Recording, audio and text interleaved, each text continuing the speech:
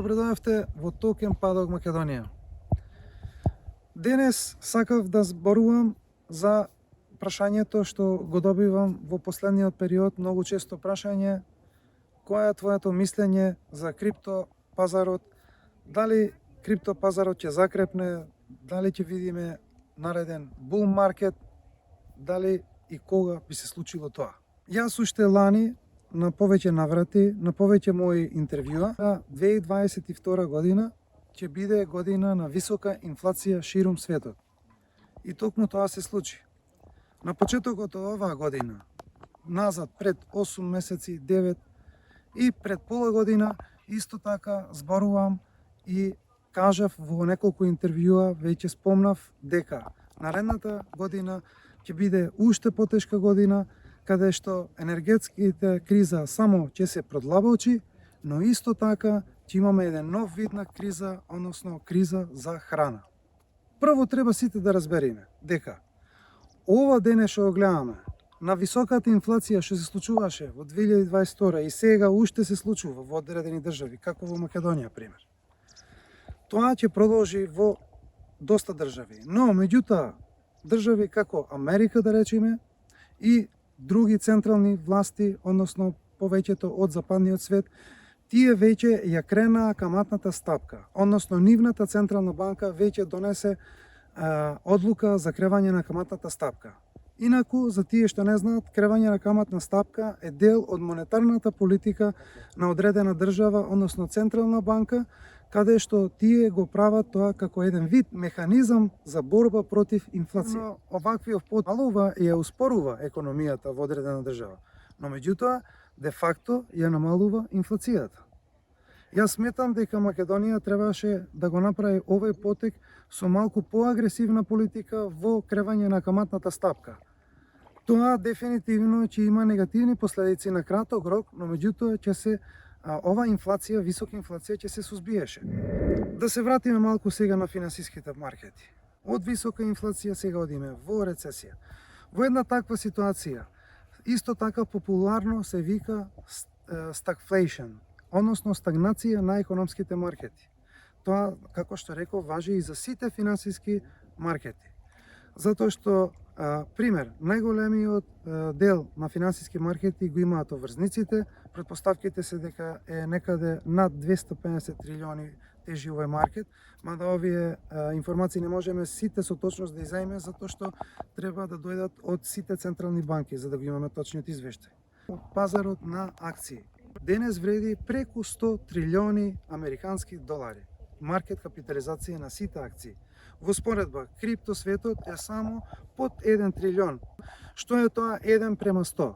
Незначително многу помал маркет.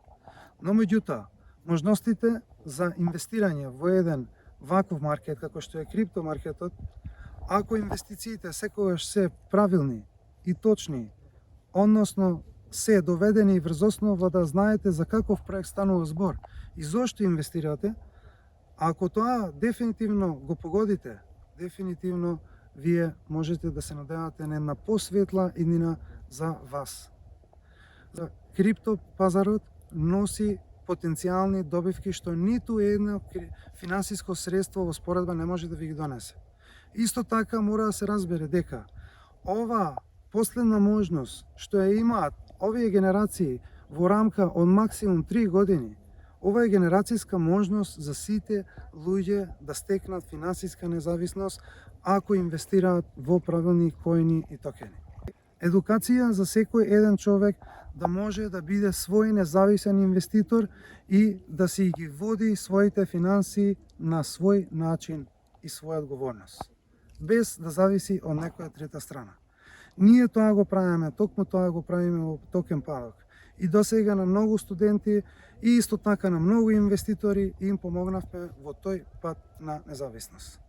Сега сакав конкретно да зборнам исто така за криптомаркетот. Моето очекување е дека кон крајот на следната година верувам дека ќе го видиме тој прв бум ран во криптомаркетот, нешто што одамна немавме видено, или да бидам поточен, од октомври 2021, односно минатата година.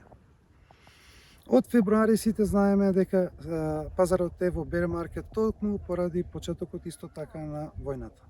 Но меѓутоа едно сакам да напоменам. Сакам да напоменам дека ова криза што светот ја живее денес, пред се е како рефлексија на COVID-19 драстичните мерки што ги правија сите влади ширум светот. Тоа беше главната причина што дојде до висока инфлација. Потребно е време да помине за да се стабилизира, но меѓутоа ова е период каде што секој еден паметен инвеститор може да го искористи овај период за акумулација на финансиски средства, каде што може да го види вистинскиот бенефит на следниот bull market. За разлика од другите кои стрикно зависат само од плата или од пензија.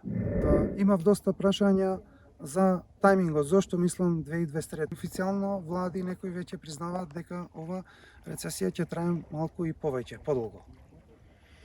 Јас се согласувам дека ова рецесија може да трае подолго. Апсолутно се согласувам. Но меѓутоа исто така ги знам и механизмите на тие централни банки, но квантативно олеснување. Квантативно олеснување во економијата, тоа значи кога веќе владата има друг стимул, пушта повеќе пари во оптек за намена во финансиски маркети. Тоа значи и акции, а де факто тоа значи и за криптовалути. И токму поради тоа е едната причина главна што очекувам кревање, односно bull market во 2023 година, тоа е едната причина. А втората причина дефинитивно е спот ETF Bitcoin. Моментално ние имаме Future Bitcoin ETF, нешто што го има како Grayscale од институционални инвеститори. Но меѓутоа, кога ќе дојде во спот, де факто во една таква ситуација тие ќе мора да поседуваат вистински биткоин за да го покријат на својата берза, односно на спот ETF. Тоа го очекувам да се случи во следната година, затоа што веќе биткоин е признат како комодитет во класа на злато во Америка и така да очекувам да се случи и ова нова регулација што ќе донесе дополнително како притисок повеќе за криптомаркетот доди нагоре во зелено, односно во bull market.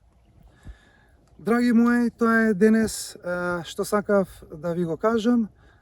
Наскоро ќе се видиме за брзо, ќе имам едно интересно видео на гостување кај Татунчо и ќе зборуваме за глобалната економија и за финансиските пазари и што можеме ние да направиме околу тоа. Поздрав до сите, поздрав до цела токен падот заедно.